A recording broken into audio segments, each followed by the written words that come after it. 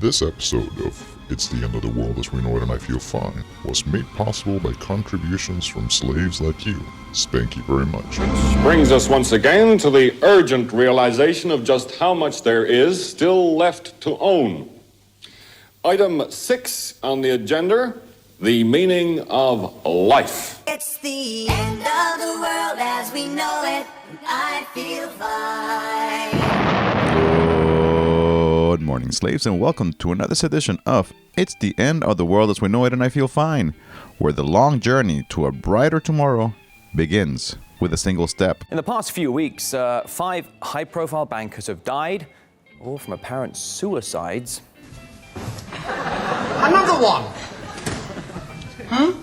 Another one just went past downwards.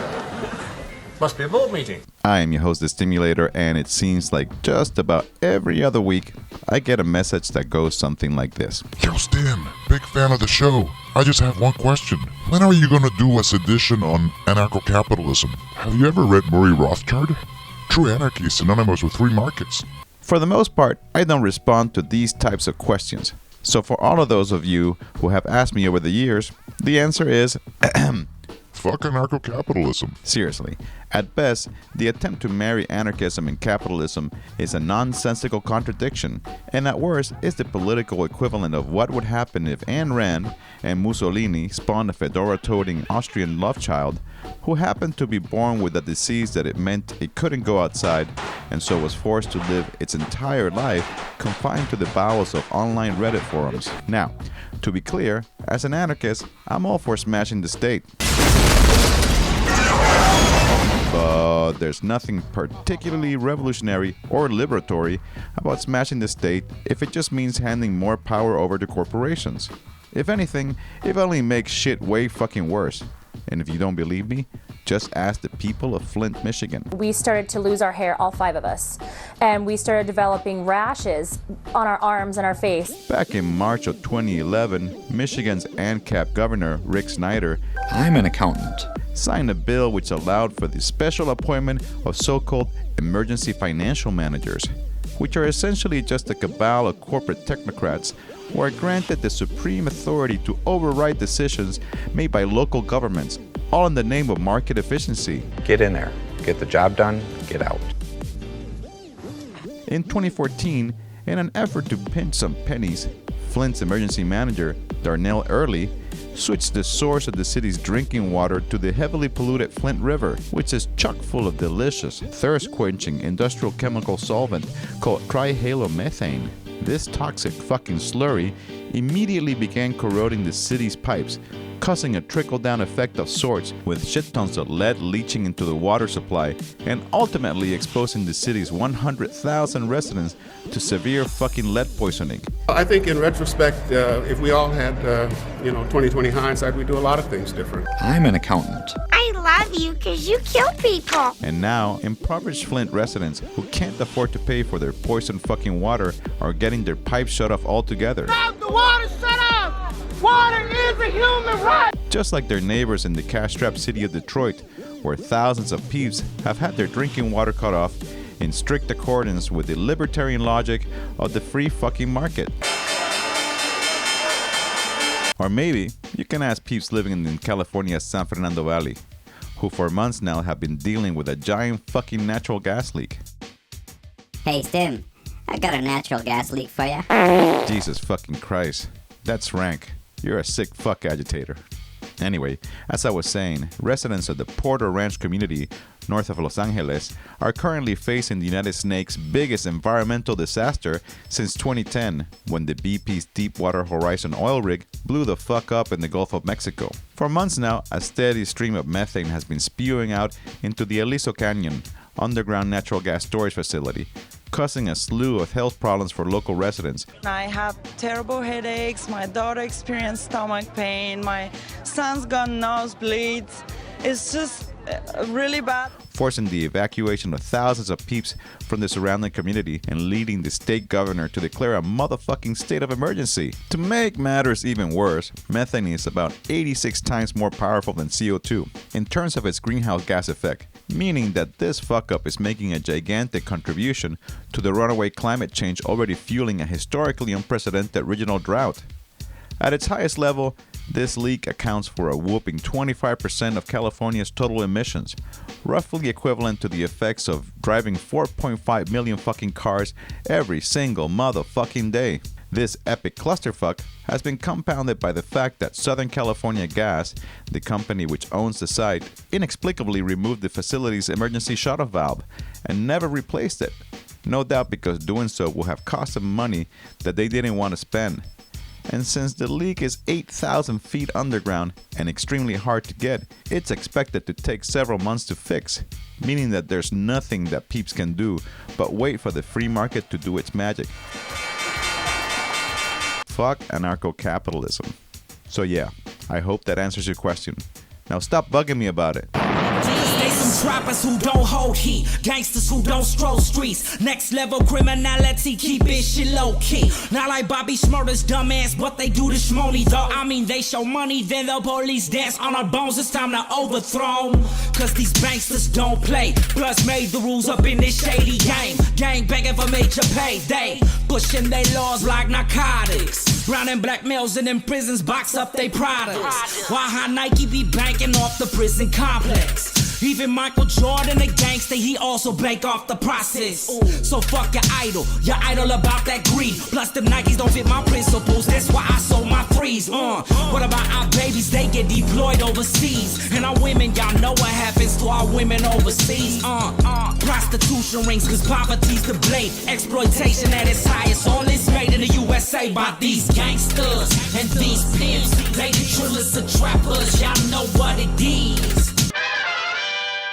For weeks now, high-priced financial analysts, hedge fund managers, and Wall Street execs have been shitting their $10,000 designer suits as a convergence of warning signs indicate that a clusterfuck of epic proportions is about to hit the global motherfucking economy. Mr. Plouffe, have you seen the latest stock price?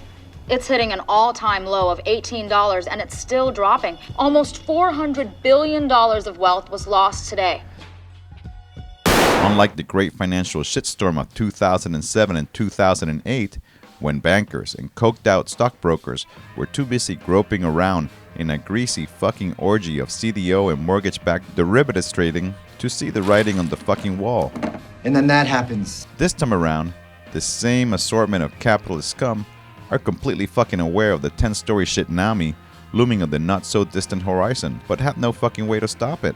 While millions of peeps are glued to their screens this month, cycling through photos of JB's fucked up new hairdo, and reading an endless supply of clickbait articles about the new Star Wars flick, several top bankers were sounding the horn, alerting their fellow rats that the time has come to abandon ship.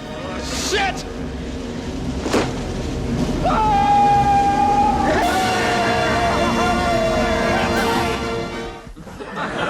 Hey, that was Wilkins of Finance. Oh, no, that was Robertson. On January 8th, a leading economist from the Royal Bank of Scotland published a memo urging investors to, quote, sell everything. How can the price be going down?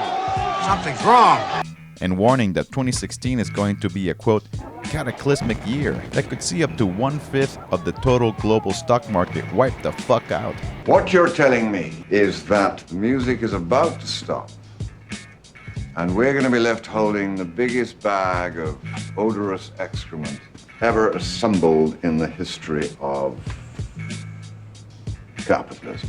This gloomy prediction has been more or less echoed by economists at several behemoth fucking banks, including Morgan Stanley, Barclays, Bank of America, Merrill fucking Lynch, Deutsche Bank, and JP Morgan. This time around, the epicenter of the crisis is China, the very engine of global economic growth that has been propping up the entire international economy since the 2008 meltdown. For years now, gangsta capitalists have been pouring billions of dollars into a giant fucking construction boom in China, building sprawling ghost towns that nobody fucking lives in. Except for maybe these chickens. This insane fucking building bonanza has used up a huge percentage of the world's total output of oil, concrete, coal, steel, and other metals.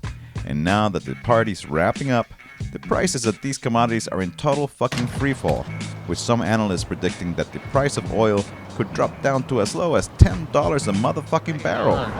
Bring it down more, fuck.